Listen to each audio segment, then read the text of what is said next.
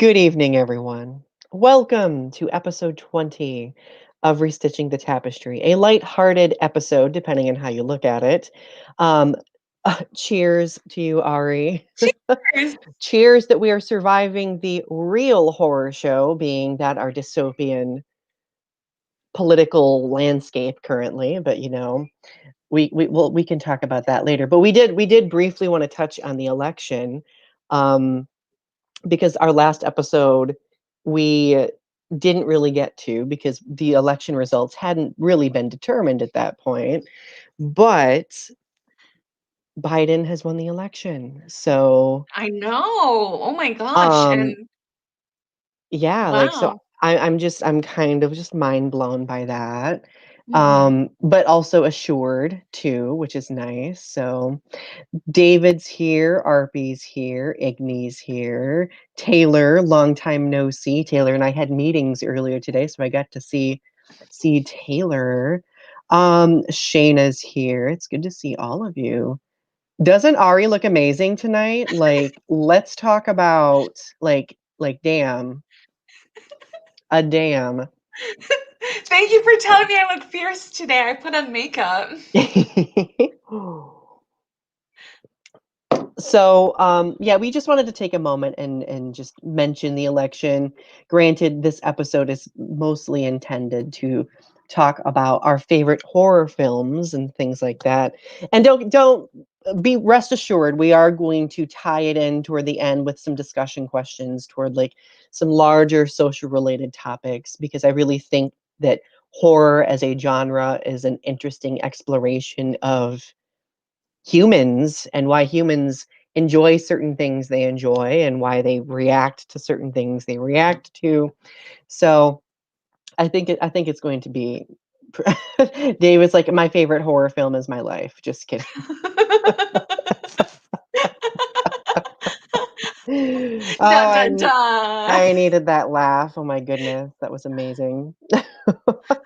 So, per the usual, before we get started, I am going to read our show's mission statement. So, many witness different atrocities, large or small, that fray the social fabric around us, and much of the time, many may feel powerless and know not how to address such things. This fray has gotten worse with the rise of social media because people are able to share in trauma collectively as it goes viral in real time. And it honestly begs the question of what can we do to mend those communities that have seen considerable tragedy. And our goal with this show is to restitch the tapestry through conversation, creativity, action, and education. And we are going to be, of course, talking about the horror genre tonight and why it's so significant, in our opinion, why certain films are significant to us, and ultimately, like, I know we're going to probably touch on I'm going to probably touch on representation a little bit here and there, and we're going to talk about, like, as mentioned earlier, some social related things connected to these films and the genre as a whole. So first and foremost, Taylor says, really my least favorite horror film was the last 4 years. Mhm. It's so true. it It's is it is true. very true. Age of Aquarius is coming though. It'll be better. It'll be better. God, I hope. Um, so Shayna, you guys have some funny comments tonight. I'm loving it. Okay, so Ari, first of all, how are you? I'm great. I'm doing fine. I had a really good week of writing poetry and ignoring NaNoWriMo. It is pretty amusing how you had these, like, I mean, keep in mind there's still time to see your goals through, but you had like these large goals for this book, and then you're like, actually, I'm going to do this type of writing instead.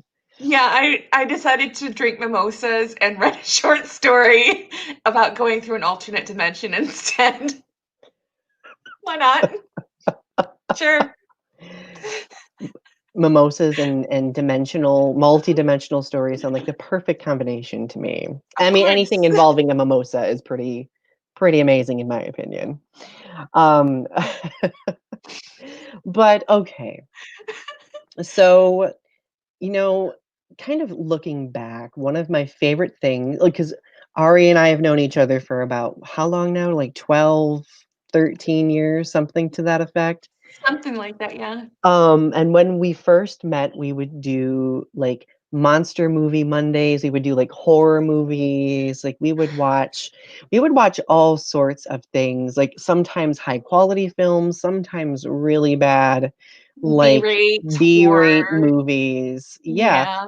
Yeah. We always would have like very interesting discussions because many of these films always kind of fall under the radar. They're mostly kind of just scoffed at by a lot of people. But I think that some of these films just warrant conversation. They warrant, examination, conversation, and all of that jazz. So, Like, um, remember the time we were at Sarah's and we watched Killer Condom? yes. Oh my gosh. That was We won't get bad. into we won't get into that discussion. That was bad, but it was interesting bad, like funny and interesting bad. If that's, I mean, that's a weird combination, I know, but that's how it works, you know. Anyway. So Ari, before we start discussing like specific films, like let's talk a little bit about our histories with the horror genre in general and what we really found, like what drew us into it. So when did you first get into horror as a genre, and what drew you to it?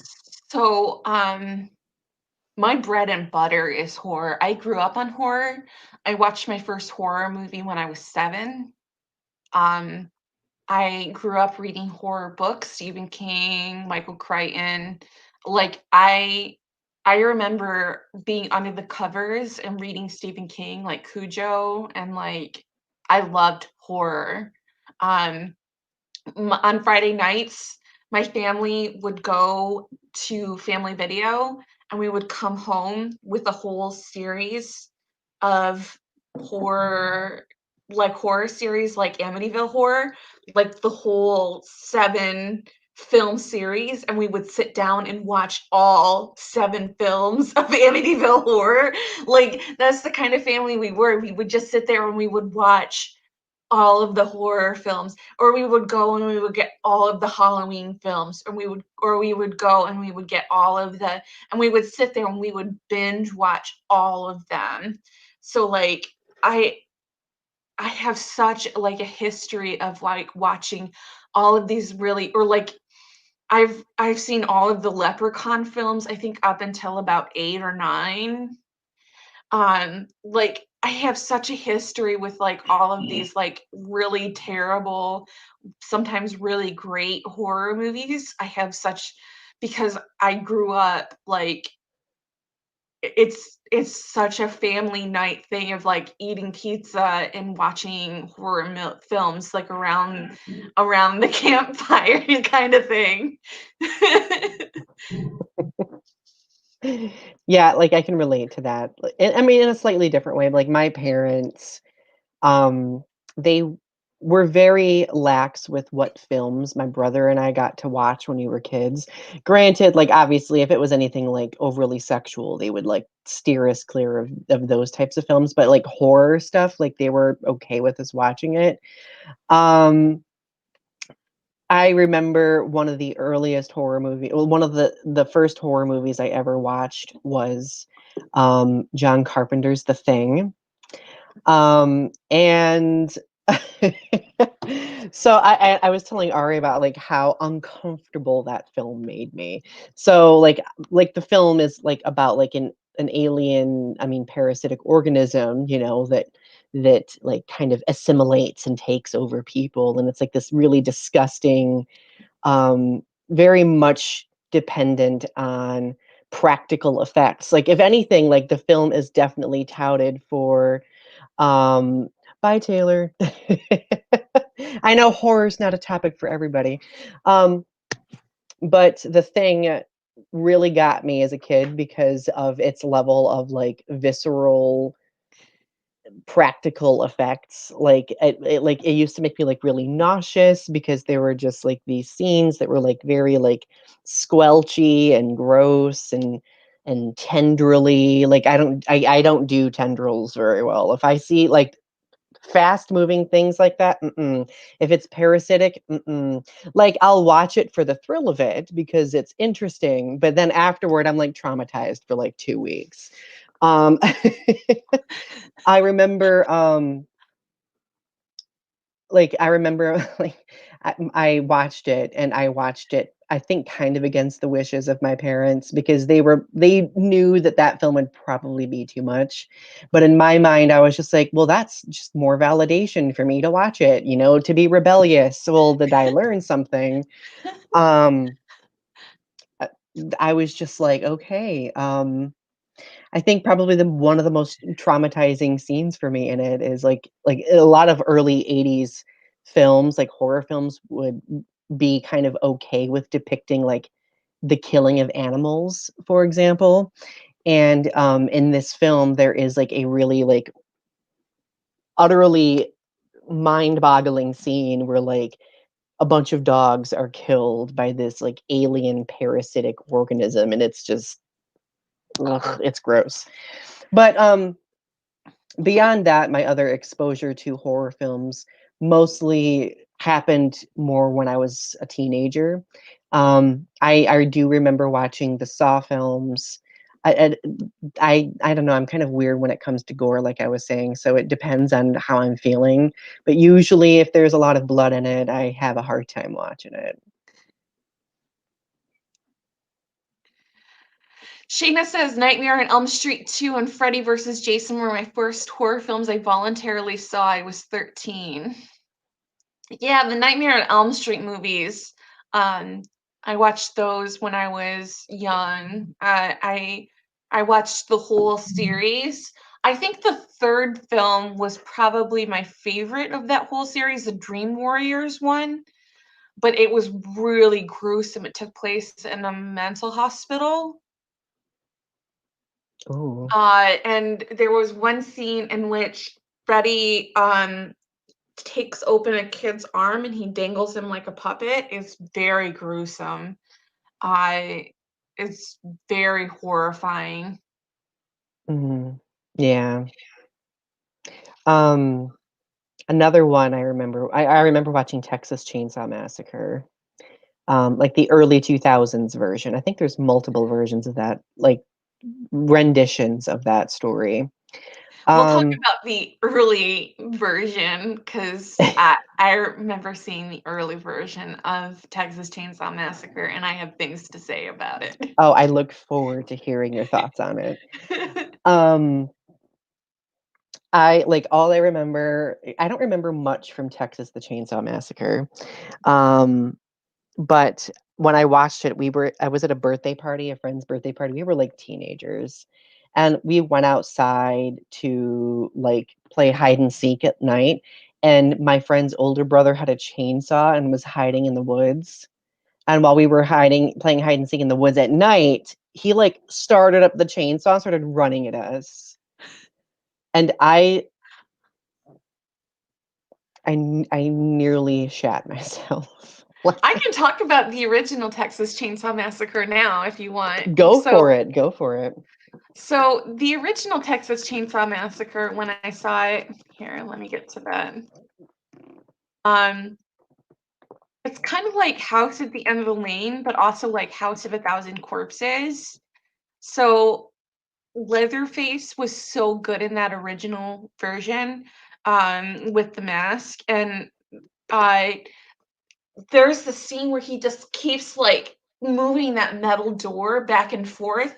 It's so scary. Like I feel like the special effects were like there are not really any special effects in the original 19 like 70-ish version, but like the way that he just like slams open that door like a meat locker, it's so freaking terrifying. And he just like starts running at you. He's just like this big bulky dude who just like will start running at kids.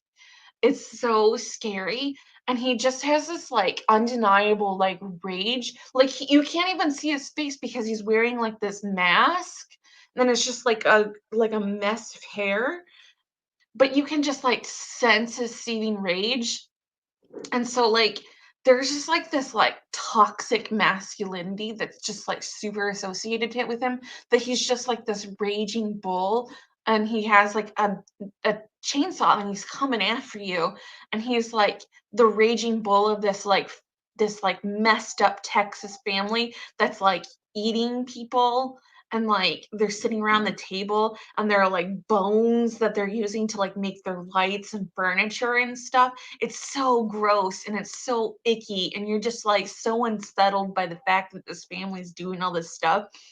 And, like, I remember watching this as a teenager, and I just got more unsettled as I watched it because it's like you just get so sucked into this, like, that you feel like you get put into the main character's place. And, like, so by the time she gets away, she's, like, running for her life. She jumps in the back of this pickup truck. The pickup truck takes off and is just, like, going as fast as he can, and he's, like, running after her with this chainsaw, running after her, right? And he can't catch up to her, but so eventually he stops, and the last scene of the movie is him just swinging this chainsaw. He's just swinging it in this violent rage scene. I don't know if you've ever seen it, but he's just swinging it in this, like, horrible violent rage scene of, like, dejected, and, like, he can't get to her, but it's like he's gonna get her eventually. Like, Mhm. it's so unsettling. I remember, like, not being able to sleep that night and, like, for the next couple nights because it was, like, that image of him just, like, swinging his chainsaw and, like, not being able to get to her. It just, like, I just was so unsettled by that scene. And, I knew, and, like, the fact that at the beginning they were, like, based on true events, it just, like, I know that that's, like, a cheesy thing that they always put at the beginning of movies, but it was just, like, it sort of unsettled me. It's sort of, like, unsettling, you know what I Mhm. mean? It puts you in a mind frame. It does, it really does. Well, and horror is doing what it's designed to do when it does leave you unsettled like that, because that's what it's supposed to do. Right.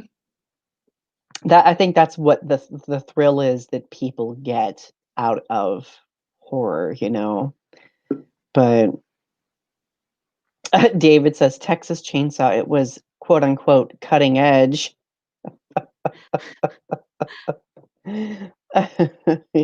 Oh, you guys. Um, so I'm gonna like one of my obviously like all of you know how nerdy of a fan of Godzilla I am, right? So I know I told Ari earlier, I was like, I'm gonna try not to talk about Godzilla too much because I'm sure everybody is so used to me talking about it, but why not?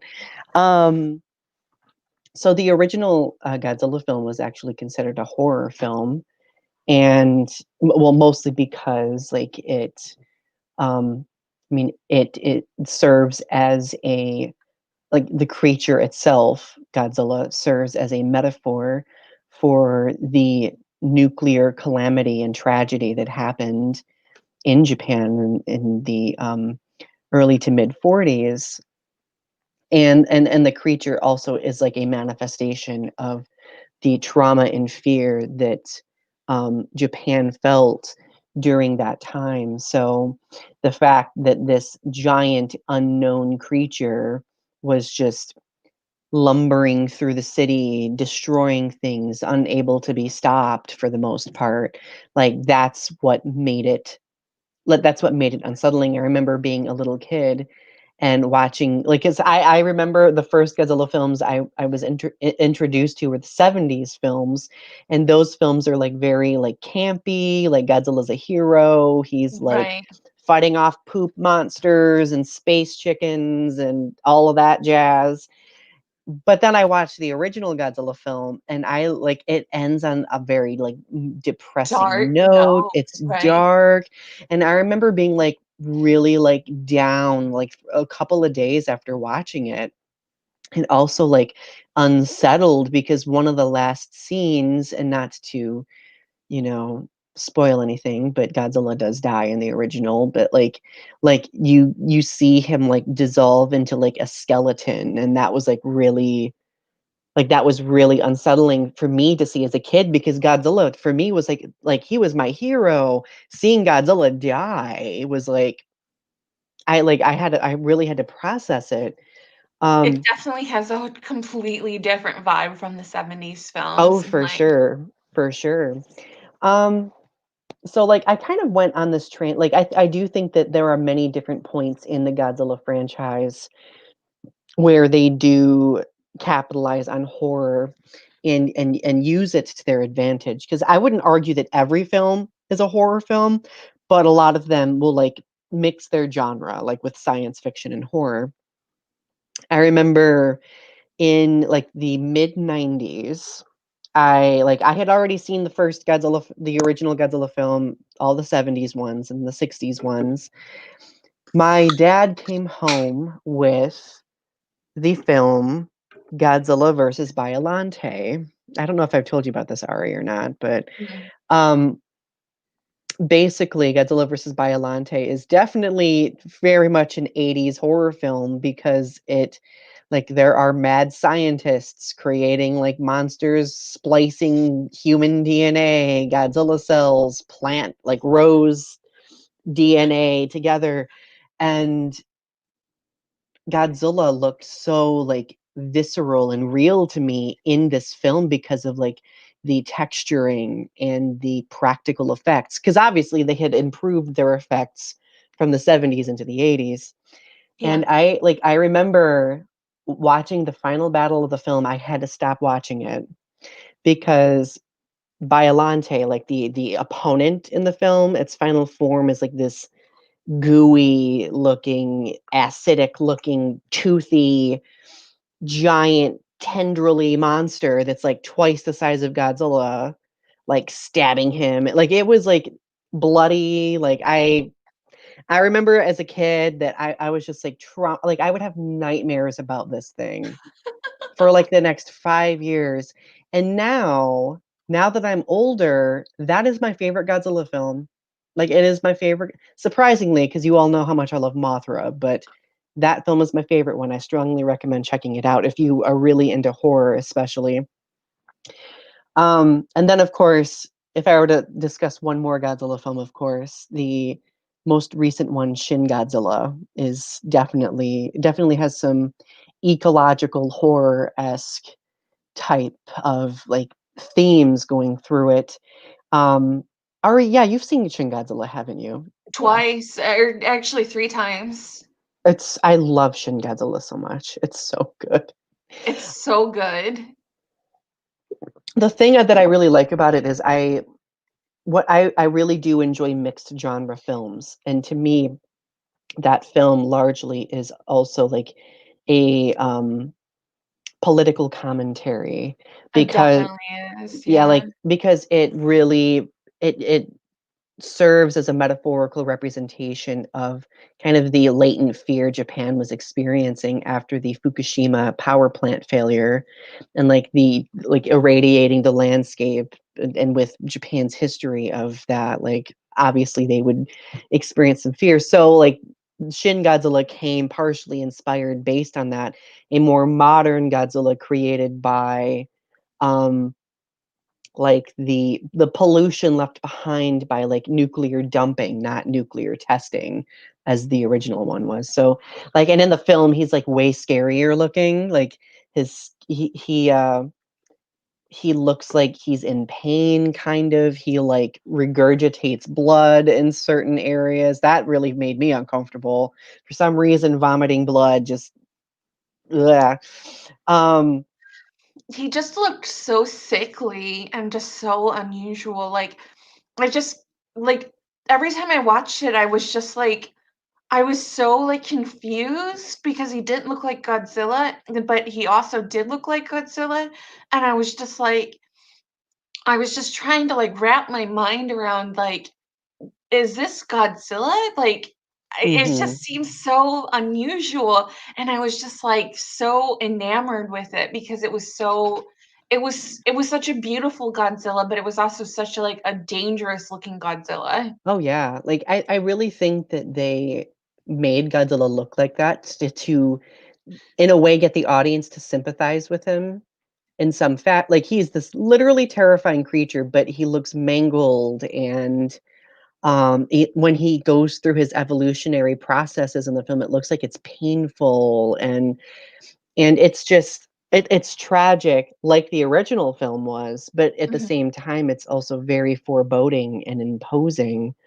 And and part of the story, like the story circulates around this scientist again who sacrifices himself to draw awareness to nuclear dumping threat.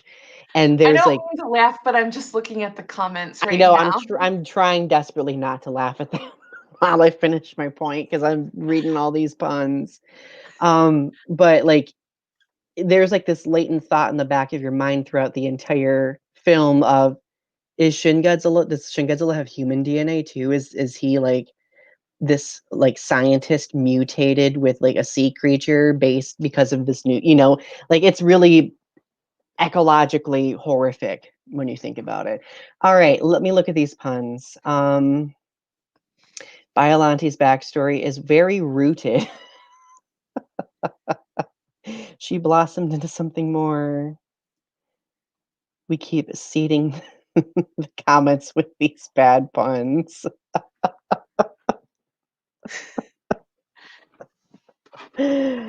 Oh, Guys, I'm trying really? to extend an olive branch to encourage more of them, but I can't think of anything. Get it, branch. Wow. I can't believe you. I'm just blooming right now.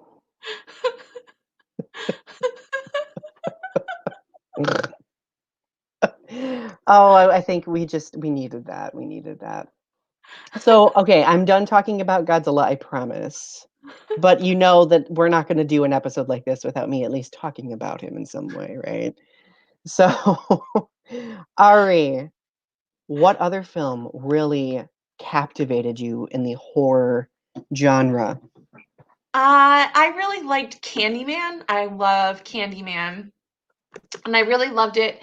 I actually love it more as an adult than I did as a kid. Like, I really liked it as a kid, but it's really captivated me as an adult, because it kind of like skirts the line between what's real and what's not real, and it deals with urban legends. And I think that like it's just very interesting that like the main character is this woman who she's supposedly this college professor, and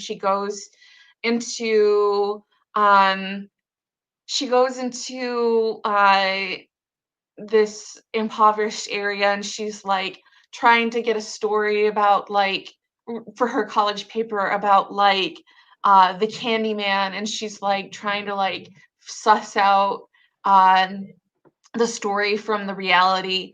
And so it becomes like more than that as she like kind of like loses her mind, it seems like, but not loses her mind, because it becomes like, and you're not quite sure what the what happens to her, and like if she's actually killing people or if it's Candyman killing people, and it like is she killing people or is it Candyman killing people, and like it's very It interesting. sounds like a psychological thriller too, in a way. It is Like, kind of a psychological thriller, and they're also doing a remake of that this year. I think it's actually pushed back to next year now because of coronavirus. And they're instead of using a white woman, they're using a black man as the main character, and I think that it's going to be interesting. And instead of being a college professor, he's going to be an artist. So it's going to be really exciting. I'm looking that's forward to it. interesting. That is Really exciting. interesting. I'm really excited for it.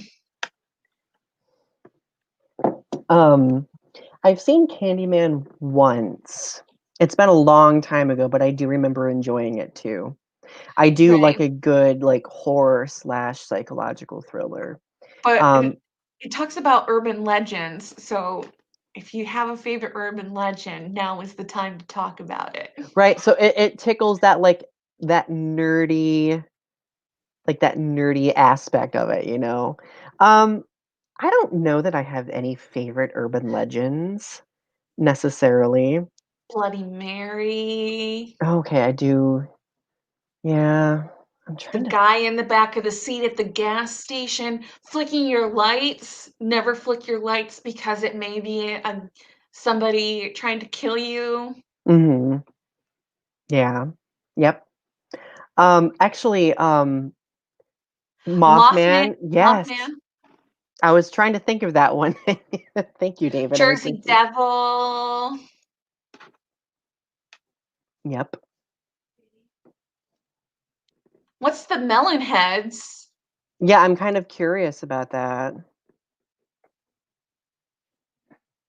Igni, if you can elaborate on that, I am very interested. Shayna says, I really want to see Maniac. I don't think I've seen that one yet. Elijah Wood was in. Oh, I knew that he was a fan of horror films, but I couldn't remember that he was in any. I'll have to check that out. Eventually, when we do our Lord of the Rings episode, which we will do at some point because we love ourselves some Lord of the Rings, Shayna will have to definitely make sure that you tune in for that one because you are a Lord of the Rings aficionado. Um, Another one of my favorite. I mean, it's more so like of a series of films because it's like an expanded universe, but I love the Conjuring universe. Um, have you watched any of those films, Ari? I watched the first 2 Conjurings, I think. Did you enjoy them or did you not like them or oh, I sorry, I just got caught up reading what Igny posted. The Melonheads were said to be inbred people who escaped from a mental institution and live in the woods and eat people. Oh my god.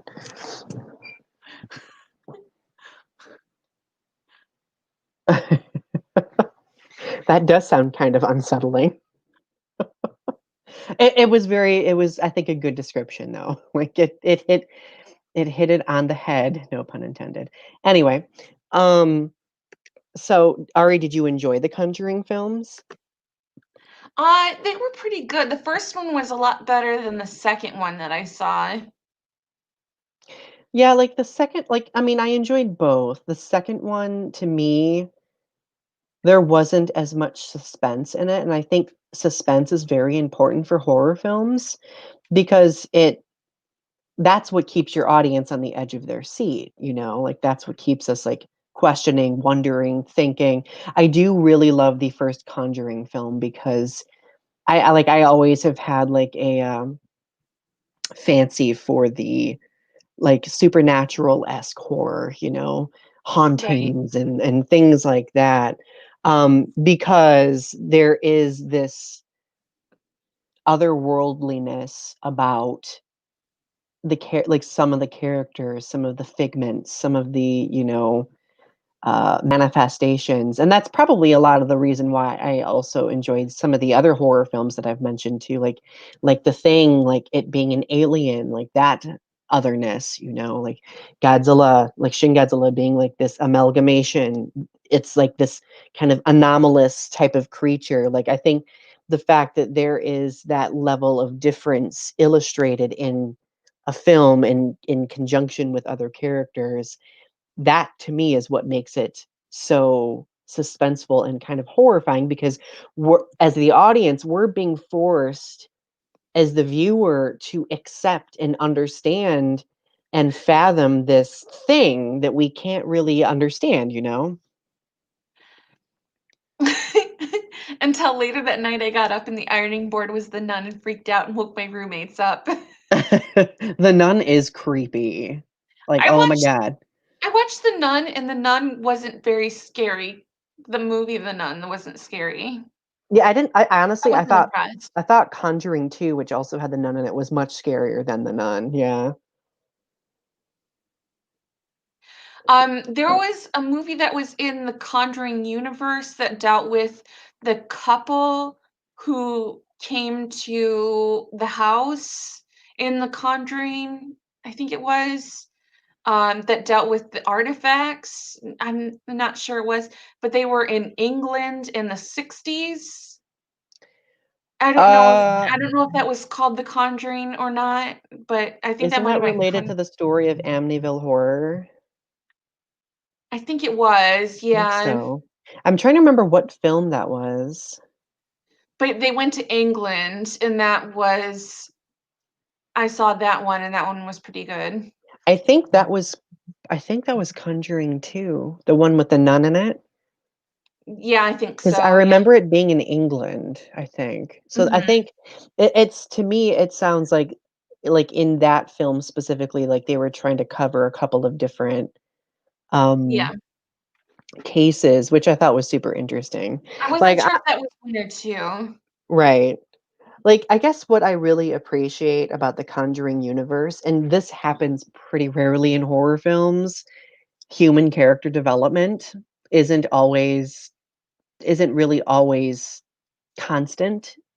Whereas in the Conjuring universe, there's a series of films that you can follow where there is character development, which I really appreciate. Um, But it's not always in order, right, it's which the right. which is hard. So it's like you're bouncing around, and it's like, I don't know what's happening. I Now Now, like, I've watched the films in because like, you can, like, go online and find lists of what order the films take place in, and if you watch them in order, it's actually super interesting, and I did that the first time not long ago, and I was just actually like, "Oh, okay." don't talk about the Blair Witch Project. I liked the Blair Witch Project when it came out. It was actually really okay, so I when it first came out, I remember when it first came out, I was super into the Blair Witch Project. Like, I was, like, following the clues, and I wanted to know what happened to them. And I was like, "Blair Witch Project, oh my god, I'm so scared, it's gonna be super awesome." And, like, I was, like, 14 at the time when Blair Witch Project came out. I was watching all, like, the docu stuff on MTV, and, like, I was super into the Blair Witch Project. I was all into the shaky camera stuff. I was like, Blair Witch Project is like my jam. And then everybody hated on the Blair Witch Project, and they're like, Blair Witch Project's so stupid. It's so stupid. And I'm like, no, Blair Witch Project is, and actually they came out with Blair Witch Project just a couple years ago, in 2018, I think it was 2019, where they went into the woods again. And I was there for that because it was so good. It was so good. It was like they went in there with their little drones and stuff, and they got pulled through the tunnels and stuff. It was so good. It was so good. I love Mhm. it. I'm so there for Blair Witch Project. I don't even care. I I don't think even care if they're stupid. I love it. I think films like that deserve more appreciation, especially for the filming style too. Like, another film that I can think of that's filmed in a similar style is Cloverfield. Did you ever get a chance to see Cloverfield? I love Cloverfield too. It's that first person camera shooting. Yep, it's also a kaiju film. And, like, of course, like, part of the whole suspense of it and the whole horror of it is that you don't really get to see the monster that much until, like, toward the end, and it's kind of like a horrifying finish, you know? But also, like, there's, like, this l cliffhanger. I know there's been some sequels to it, I've not actually seen the sequels. Cloverfield, 5 Cloverfield Lane was pretty good with, John Goodman, Mhm. where it deals with a bunker. That was pretty good. I don't know if there was one after that. Oh, there was one in space, the Cloverfield, Paradox. I watched that on Netflix. That was pretty good too. Oh, yeah, that stars, Gugu what's her last name? Mbatha-Raw, I think that's her name. Very talented actress. I forgot that actually she was in that. I'll have to check it out. Um, oh my god, I'm nerding out right now. So, like like, when I first watched Cloverfield, I was not, like, a huge fan of it because I wasn't used to that filming style at that time because I watched it in theaters, and I remember almost feeling motion sick.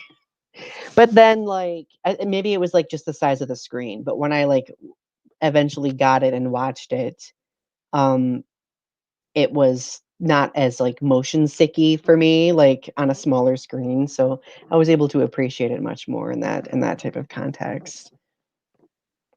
No, yeah, I love watching it in the theater because, like, you get this sense of, like, it's sort of like watching rare footage. I don't know, it's so good watching it on the screen for me, and, like, I don't get motion sickness very easy, so it's like I can handle watching, like, the shaky camera stuff, Right.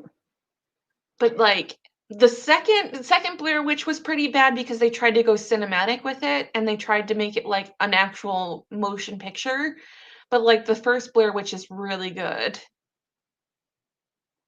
Yeah, I did enjoy the first one as well. I um But we don't talk about the second Blair Witch. The second Blair Witch no, was no, terrible. like sometimes sequels are not always the best thing. So, okay, so that actually is a pretty convenient transition into talking about one of my favorite horror films, which is The Descent. And I know Ari strongly appreciates this film as well. And I think it's a film that doesn't get enough conversation, let's just say. But essentially, I think this film was like a mid 2000s film where this group of uh, spelunkers, let's just say, like cave explorers, decide to go on like this trip, and they go and explore this like unknown, uncharted cave area. They get lost. Of course, this is just a very rough synopsis, mind you. So they get like lost deep down in the earth, and they end up finding these like subterranean humanoid creatures that are basically like humans who have like mutated and evolved to adapt to living in a completely dark environment, and they're like gross. like like they squeal, they're like squelchy. Like the word squelch is the only word that I can think of to describe like these viscerally gross things. And basically like the entire film is about these characters finding their escape. And of course, a lot of people die, a lot of people are bludgeoned and stabbed and eviscerated. It's really scary. There's a lot of like jump scares in the film. There's a lot of suspenseful moments. How do you feel about jump scares? Because I feel like jump scares, um, they're kind of cheap, but I feel like they have their place in horror. Like it's always like they're gonna get you, and like they're so cheap, but like they have their place. Like it's gonna get you, and you know it's coming. You can feel it coming. Like the music changes, and like you can feel it coming around the bend, and you know it's coming. You know there's gonna be a jump scare. You know there's gonna be a jump scare. Because if you've watched enough horror movies, you know there's gonna be a jump scare. And I like I it still gets you I every time. think jump scares are the culmination of suspense. Like suspense builds and builds and builds like a rubber band, and then that jump scare is like the snap back of the rubber band, if that makes sense. Because that like it's that fulfillment that that the directors know the audience want, because the audience anticipate like something scary, and then that like snap back is that like kind of like rush that they want, because like horror films are definitely, they definitely create a rush. Like, I'm not a psychologist, so I can't go into like the detail about like chemical reactions that causes, but I'm sure it causes chemical reactions that like stimulate certain aspects that are pleasing in some fashion. Mhm.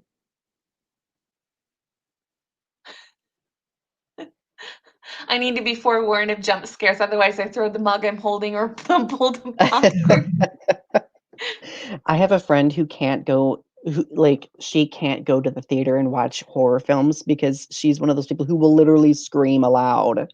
Mhm. Like, it's funny. Yeah. I have a love-hate relationship with jump scares, says Shayna. Oh, Ari, do I you know. enjoy jump I feel scares? like that too. I feel like that too. It's like jump scares, they just get you and they're like, "Oh!" You're just like you get so mad, you're so mad. You're like, "Oh, you got me. You got me. Yep. Oh, why did you get me?" And then you're just so mad. You're so mad. Like, the film that really gets me with jump scares, are the latest It movies. Oh Um, my god, the jump scares in that movie are oh terrible. my god, like, I remember nearly peeing my pants when I watched it in the theater because I was just I there is this scene where one of the main characters is in a flooded basement, and the It clown is in the basement taking the form of, like, this character's dead brother, and then, like the clown, causes the dead brother to, like, decay and transform into the clown, and then the clown just starts, like, maniacally running toward the camera across the water, and I remember being like, "What the absolute you know what?" Like, what oh my god. What about the scene when they were underground and they're, like, in his lair and he starts dancing? The dee Oh dee. my god. See, it's like I laughed at first. Like, I was just like, "What the shit? What is happening right now?" And then it's then I was like, "Okay, this is kind of, like, unnerving. Like, what is It's very happening?" unnerving. Um, I think another scene in It we could do a whole episode on It probably. The scene where, because like, each of the kids have, like, their own specific fear that It takes the form of.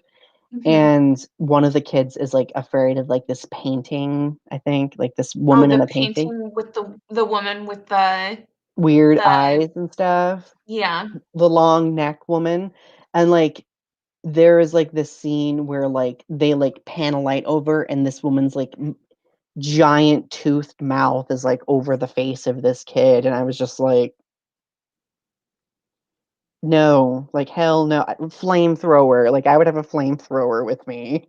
It was the thing that scared me when I was a kid, and so when I went to go see the It movies, when we, because I went to go see it with my ex-boyfriend, he was my boyfriend at the time, and we started watching It Part 1 in the movie theater, just a few years ago, and I literally started crying. I Oh. was like I was like, "No, no." Oh.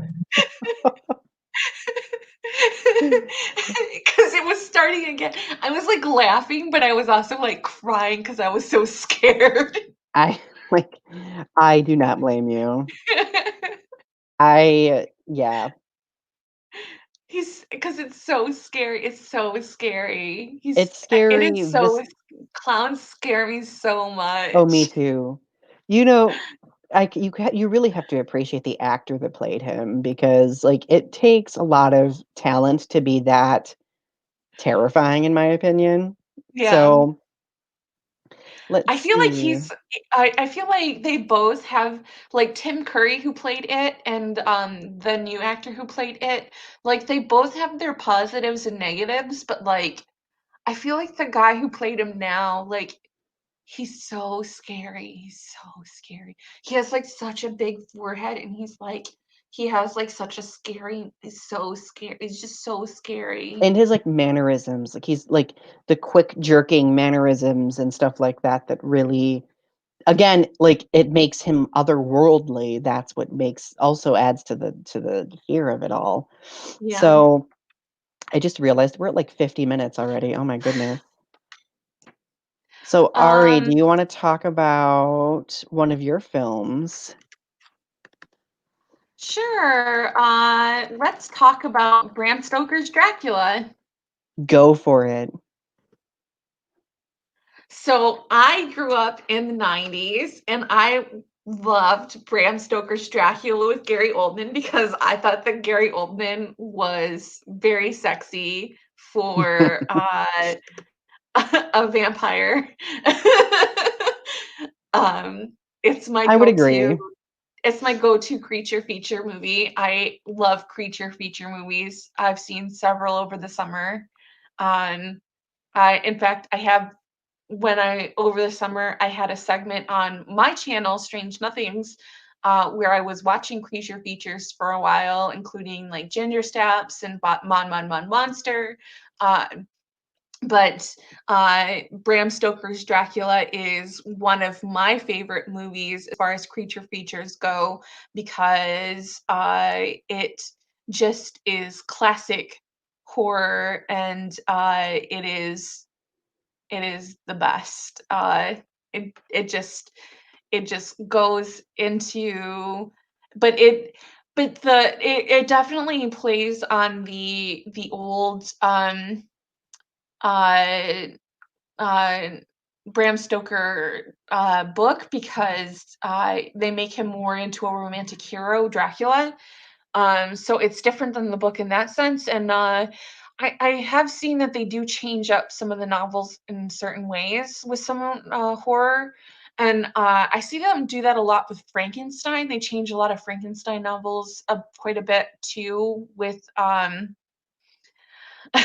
I'm more of a Wolfman type that's scandalous, but also not scandalous because I like Wolfman too. I'm a big Wolfman fan. I'm also a big Swamp Thing fan. Mhm.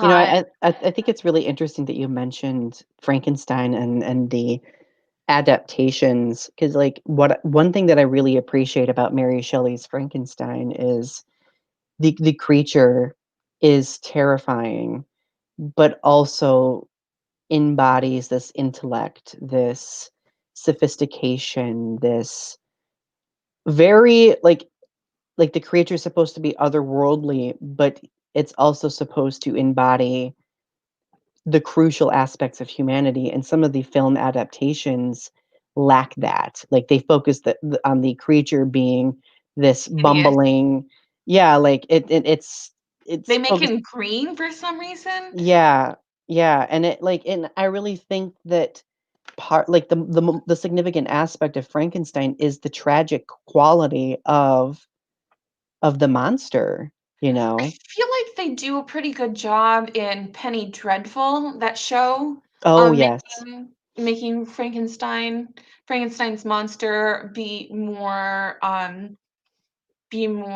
interesting as far as like yes, has a certain amount of hideousness to him, but he's also like he has a certain amount of humanity to him and he has like he he wants to be treated fairly and he wants to be treated with a certain amount of respect.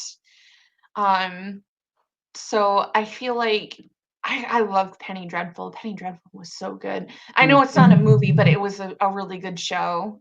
Oh yeah, That like shows can be, I mean, shows can be horror. Like we could talk but about that American Horror Story. We could talk about a whole, yeah, like oh man, American Horror Story. I binged watched that whole. My favorite. What was your favorite season, American Horror Story? okay, so my it's hard. I love Coven because I love witchy stuff. See, Um I wasn't a big fan of Coven, just because I feel like the witchy stuff wasn't witchy enough for me. I feel like Apocalypse was good for witchy stuff, and I mhm. really liked Hotel. I loved Oh, I Hotel. loved Hotel because of Gaga. Like our that's actually the first time I started watching American Horror Story because I will literally do anything for Lady Gaga. And then I started backtracking and I was like, okay, I'm gonna watch the other seasons. And like I think I really enjoyed Coven though. I mean, for more than just the witchy stuff, but I really felt like there was awesome character development in that season. Like the characters are very dynamic, they go through a lot. I think the And scariest season was Cult. I think Cult actually like literally scared me. yeah, I did think Cult was scary. I also thought that Roanoke was scary, even though Roanoke was kind of like the most cheesy one in some aspects. I liked Um, Roanoke. My sister hated Roanoke. She said that Roanoke was so bad and that it had, like, a reality TV spin to it, and I was like, "I loved it. It was so good." I think, like, I just think that, like, they did, like, I thought the reality TV spin was interesting though because it was because they try to spin it from different angles and, like, with different lenses and layers and stuff like that.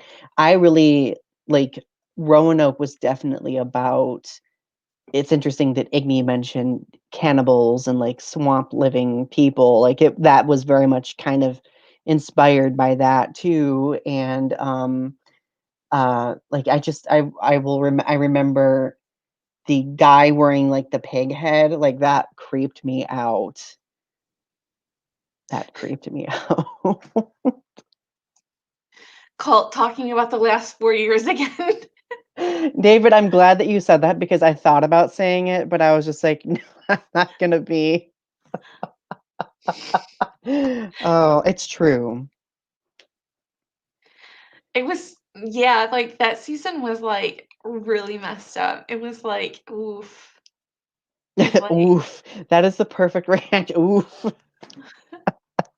oof. One of my favorite aspects of American Horror Story is Sarah Paulson screaming. Like, her screaming to me is so fun. Like, I think that's one reason why I enjoyed Roanoke because she was always like, "Arr!" like the entire like season, and I was just like, that would be me. Like, this is like Sarah Paulson is me in that situation. It's true. It's so true. All you have to do is just get off the land and stay off. Yeah, like, well, yeah, I think like that's what makes okay. I do let's think of horror from like the audience's I mean we are thinking of it from the audience's perspective, but like another angle about it is like as the audience we're always criticizing the stupid decisions that characters are making, like don't go into that dark cave, don't go into that like broken down house, don't go into that well that takes you underground, like why are you doing this, humans, like That's season 1, Stay Out of Murder House. It's literally called Murder House. American's Horror Story Hotel. Don't go to the creepy hotel. Like, what? Where the serial killers meet once a year. Right, right. God. Oh my goodness. Did you see the 80s one from just this last year? I saw bits and pieces of it. I didn't get to see all of it though. I'm really excited for the new one, Mermaids, that's coming out. Is it like? Is there a new one coming out? It's supposed to come out next year. It's gonna be Mermaids. American Horror Story. Let me look it up. Urban it's actually supposed to be called Urban Legends, I think. Oh, is it? Okay, I think I remember hearing about the concept. It's called American Horror Stories, right? And it's going to be focusing on like each episode is going to be focused on like a different urban legend, I think, which I think is super interesting. That's a And it different has angle. Macaulay Culkin in it. Good for Macaulay Culkin. Like that's a pretty impressive like opportunity, I think, to score. Like I know everybody who ever gets in American Horror Story, they like it's a huge career opportunity for them. Do you guys like any horror films from the 80s? I think this is a good question to end on. Um I mean, The Thing is from the 80s. I like that one selectively.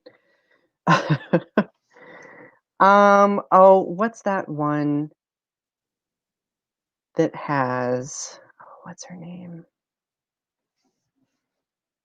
Why am I blanking? I like the night. She plays in Freaky Friday. Oh, Halloween? Yes. A good series of films too. I love Nightmare on Elm Street. It's so good. I will always go back to Nightmare on Elm Street. Um, I love Freddy. Freddy is good. Um, Igni, sorry. I Bless me. also love the original Amityville Horror. I don't know if that's 70s or 80s. That's pretty good. I think Um, that was early 80s. I know it might be actually really earlier. It might be 60s horror, but I also love The Wicker Man. Mm-hmm. Love Wicker Man. Arpy asks, like Trick or Treat. I can't remember Trick or Treat off the top of my head. Huh. My brain is erroring out tonight, as Igni mentioned above. But like it's kind of wow, I cannot speak apparently either. Circling back to the social perspective of horror, because we're going to be ending here in a couple of minutes, but I really think that horror films provide a very interesting examination of the human condition, mostly because like when we're placed, like when people are placed in fearing situations where like primal like reactions take over, like people do strange things, think in different ways, and I think it's an interesting reflection. What do you think, Ari? I might be stretching a little bit, but I think that horror provides a sense of like relief. Like, I feel like when things are good, you seek out something that, like, you want to seek out something that scares you as a way of like just validating that like things are safe. Like, you're not going to seek out something that scares you when everything is bad in your life. Like, when you're safe, that's when you seek out something to scare you, because it's like you need that extra thrill in your life. Like, if your life is all bad and horrible, you're not seeking out horror movies. You're seeking out something to comfort you. right, yeah. Yeah, that's a So good point. That's interesting. so I feel like it's like when things are good, that's when you seek out horror movies. Like, so it's a sign that like things are okay, like that you seek out horror films. Like, you're not seeking them out when things are bad. David makes an interesting point, and this could probably be the point that we end on too, because it's super cool. Horror, I think, also asks characters to face themselves sometimes or face society's underlying issues. Like, yeah, like because sometimes like people themselves embody the horrors of society. And like finding that resolution or having attention drawn to that, I think is extremely illuminating for the audience, because we see a lot of the horrors of society. Obviously, in these films, they might be made larger than life, but maybe in a way, us as the audience watching that type of thing, it might help us cope with the horrors that we see. Mhm. Case in point, the last 4 years. But so Ari, do you have any terrifying words to leave our audience this evening? Um, Watch The Rental. I It's a new horror movie that came out this year. I think it's a great film. You should watch it. It's so good. I won't give you any spoilers about it, but it has an unexpected ending, and it's not your typical horror movie. Um, it has unexpected twists and turns. So watch The Rental. Great advice. I might hit that up as well. All right, my friends. Thank you for joining us on this spooky Friday the 13th episode. So, I do have a couple of things to mention. First and foremost, subscribe to Ari's channel, Strange Nothings.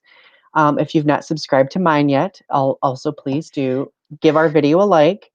Um, Also, next Thursday from 8 to 8:45 p.m., I'm doing a poetry reading from my book on my Donnie Speaks channel. So if you're interested in listening to me read some poems and banter about the book, Feel free to tune in for that. I'm hoping that it will be a fun diversion for everybody to experience during these, well, stressful and difficult times. So, all right. We love you. You guys have a good night. Bye. Bye.